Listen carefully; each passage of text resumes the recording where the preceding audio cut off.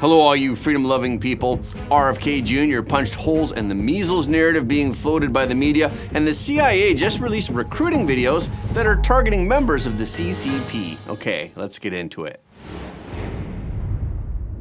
Today, President Trump said he is stripping Harvard University of its tax-exempt status. He wrote in a True Social post, "We are going to be taking away Harvard's tax-exempt status. It's what they deserve." The move comes just weeks after the Trump administration froze $2.2 billion in federal grants for Harvard over its refusal to stamp out alleged anti-Semitism and hate on campus.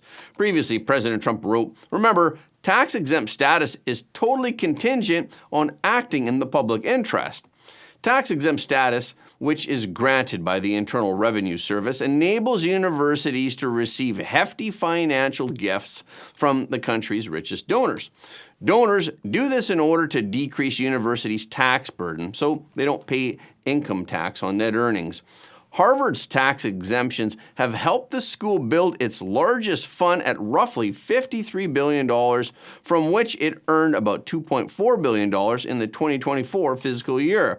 And if they lose their tax-exempt status, it could result in a $525 million reduction in funding annually. There's been a big shift in the Trump administration's approach to the Russia-Ukraine peace negotiations. From yesterday, the United States has stepped back from its involvement in peace talks between Russia and Ukraine to end the war. On Thursday, State Department spokesperson Tammy Bruce said that the United States will no longer fly around the world to act as a mediator between Russia and Ukraine. Bruce said that Secretary of State Marco Rubio has made it very clear that the U.S. is changing the methodology of how we contribute to the talks and that it will no longer play the role of intermediary. Bruce also said we certainly are still committed to it and we will help and do what we can, but we're not going to fly around the world at the drop of a hat to mediate meetings. As Bruce stated, both sides must now come up with concrete ideas for ending the conflict. She also emphasized that the U.S. is clearly not removing any sanctions that currently exist against Russia. In a separate interview on the same day, Rubio said that the position of Russia and Ukraine are still a little far apart. Rubio said Putin can't take all of Ukraine and Ukraine can't push the Russians all the way back to where they were in 2014. Rubio repeated that the U.S. is not giving up on efforts to reach a peace agreement, and we will continue to offer support. But he added, President Trump must decide how much time he is willing to devote to the issue because there's more important issues going on around the world. Rubio explained his statement by saying, not that a war in Ukraine is not important, but I would say what's happening with China is more important in the long term for the future of the world.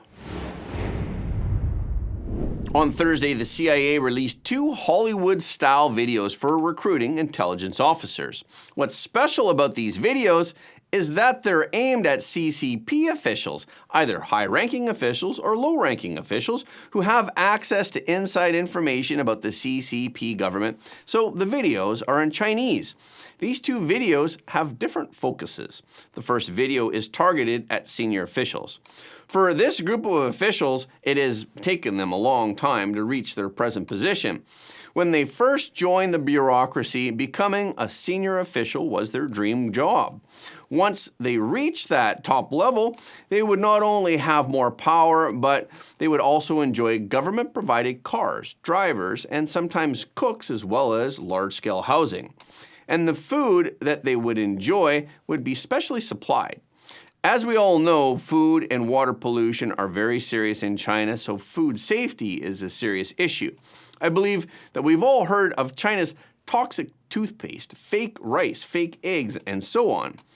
Businesses even mix industrial salt with edible salt to maximize profits. There's even food companies that add chemical materials to baby formula and baby milk powder.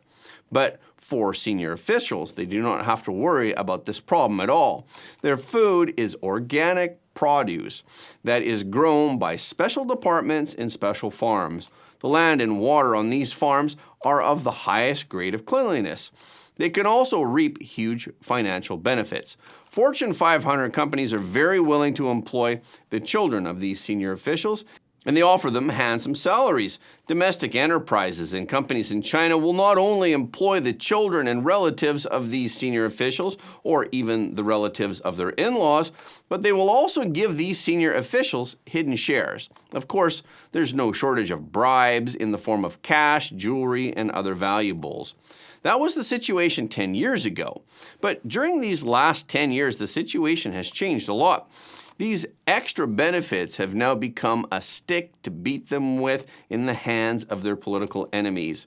The middle and senior officials of the CCP have become one of the most dangerous professions due to the internal struggle within the CCP, which is getting more and more serious. News of high-ranking CCP officials being absent from important occasions without warning or disappearing has been reported from time to time. From the sudden disappearance of former CCP Foreign Minister Qin Gang to the recent rumors of the arrest of He Weidong, the third most important member of the CCP's military. It's clear that senior CCP officials have been caught up in the CCP's internal struggles. No one knows which will come first, tomorrow or arrest. So the first CIA video is an attempt to capitalize on the worries of the top echelon of the CCP. It's about the purge of officials by the CCP authorities. It's to give them an escape route. The narrator says, "I have seen my position within the party rise, while those above me have been ostracized. But now I realize that my fate is just as precarious. My associates, my friends in the party, and my colleagues all want to get rid of me so that they can move into my position. It's too easy to forget a man these days. It's all too common for a person to disappear. My greatest fear is that the fate of my family is tied to me. I have to have a backup plan." Many of these leaders see their colleagues fired, jailed, and in some cases, they vanish altogether. U.S. intelligence officials believe that those leaders may be willing to talk. The video closes by telling the viewer, "Grasp your fate in your hands." This video explains to them how they can contact the CIA through their dark website and what CIA Director John Radcliffe says have a chance to improve their safety and well-being of that of their family. The second video was directed specifically at more junior officers within the CCP. The career path of CCP officials who are working at the lower levels is often unsuccessful. If they have made achievements in their work, it will be taken as a credit to their supervisors so that their supervisors can be promoted. Once mistakes are made in the course of policy implementation, even if the problems were caused by the policies themselves, these lower-level officials will be the scapegoats. The narrator of the second video says, "Building a dream life, but what I build is other people's dreams. In this dream, I'm not able to decide the ending. My fate is controlled by other people. It is supposedly that, by following the rules, working hard would lead to a beautiful life. However, only very few people have the result. What I really wish is to have a safe and peaceful life. Is that too much to ask?" The second video ends with the phrase, "It's time to build my own dream. Heaven helps those who help themselves. Your fate is in your control." Dennis Wilder, the former CIA Director of China Analysis, told the Financial Times that this kind of recruitment video is unprecedented for the CIA's China operation. A CIA official said that the U.S. is not just interested in counterintelligence, but it's also seeking information on advanced science, military, and cyber technology, or information about valuable economic data and China's foreign policy secrets. Radcliffe said that he's confident that the video will get past the Great Firewall of China and will be seen by the right people in mainland China. Now, he hopes that people in China will come forward to create a better and safer future for themselves and their families, and that their conversations will remain confidential. U.S. Treasury Secretary Scott Bessent said the U.S. is prioritizing striking deals with 17 of the 18 major trading partners, all but China. Bessent told host Sean Hannity on Wednesday, "We've got 18 important trading partners. We put China to the side. 17 have not escalated. We are negotiating with them. There is a process in place. All 17 countries reached out to Washington. He also said, "We are batching them in groups at a time, but we've had 100 approach us, and we are working with the top 17 to try to move them along as quickly as possible." Bissett urged Beijing to start trade talks with the U.S. as soon as possible because China's economic data is very bad. Bissett told Fox Business's Maria Bartiromo. "We saw some very poor gross domestic product numbers out of China yesterday. We're now seeing very large estimates of job growth loss from 5 to 10 million jobs, so the Chinese economy is slowing down substantially here. And the actual performance of China's economy in the first quarter is likely to be weaker than the official data. China's economy is heavily dependent on trade. Exports account for about 13% of China's GDP, and the direct and indirect impact of trade with the U.S. alone is equivalent to 3% of China's GDP. Last week, China said that they had not engaged in any negotiations or consultations with the Trump administration on the tariff issue. But Korean media captured some Chinese delegation entering the U.S. Treasury building, and the CCP officials tried to get the media to remove the photos.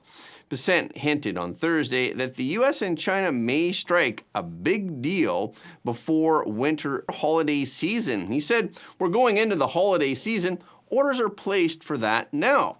So if those orders aren't placed, it could be devastating for the Chinese." The holiday season usually refers to the second half of the winter shopping season, starting with Thanksgiving.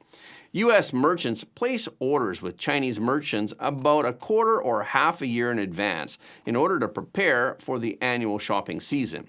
This is also the peak sales season of the year in the United States. Bissett said, "Everything is on the table for the economic relationship. I am confident that the Chinese will want to reach a deal." The official media of the CCP on Thursday began to significantly soften its tone of opposition to the U.S. trade war. Now they're saying there's no harm in holding trade talks with the Trump administration. The CCP is trying to rescue its weak economy by stimulating domestic demand, but in reality, China's domestic demand is performing very poorly.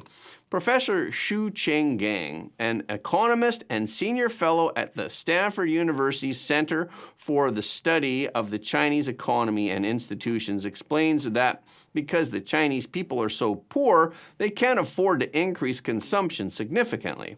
So, are the Chinese people really poor? We all have the impression that Chinese people are very rich. Professor Xu said that the so-called very rich Chinese people are actually a minority. There are really no more than 200 million people in the middle class, and the middle class in China is not very rich. Worse still, the main group of people in China is actually not the middle class, but the poor. And how poor are they? According to a national sample survey, 540 million people are below the international poverty line of $5 per person per day. This view echoes the data reported by the late Chinese Premier Li Keqiang in the 2020 report. So what is the reason? It's because the Chinese Communist government has mastered all the resources. The land is state-owned, and so are the banks.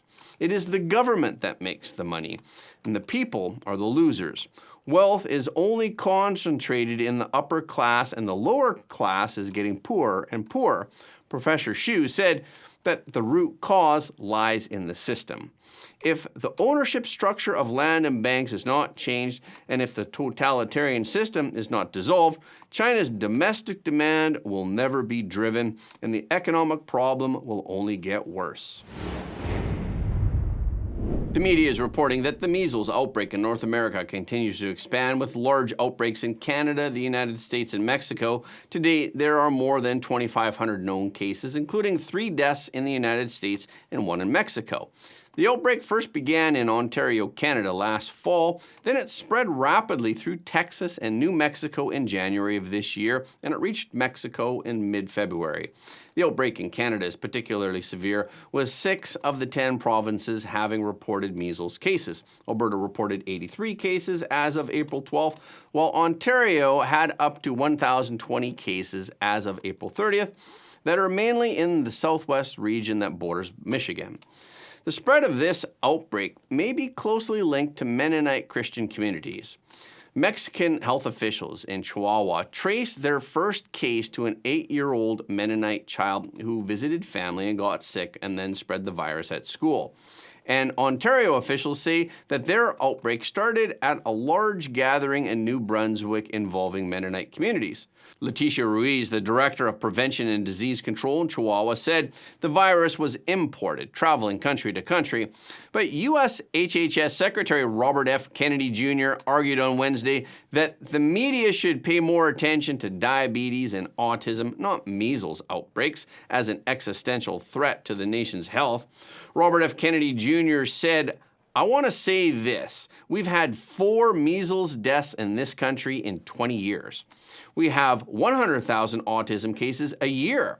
We have 38% of our kids who are now diabetic or pre-diabetic. That should be in the headlines. 74% of our kids cannot qualify for military service, so this is an existential threat to our national security." RFK Jr. blamed the media for never covering the rates of autism or diabetes increasing. He said they only cover measles. Some residents of Texas do not take the measles vaccine, and Kennedy explained the reason. Now, there are populations in our country, like the Mennonites in Texas, who are most afflicted, and they have religious objections to the vaccination because the MMR vaccine contains a lot of aborted fetus debris and DNA particles. So they don't want to take it. So we ought to be able to take care of those populations when they get sick. And that's a wrap for this episode. Thank you so much for your support of Front Page. Please remember to leave a comment below the video. This is really helping us to be seen all around the world. The more people who watch Front Page, the more freedom-loving people the world will have. And please hit the like button and hit the notification bell after you subscribe. And please share this video with your friends and family because everybody deserves to know the truth.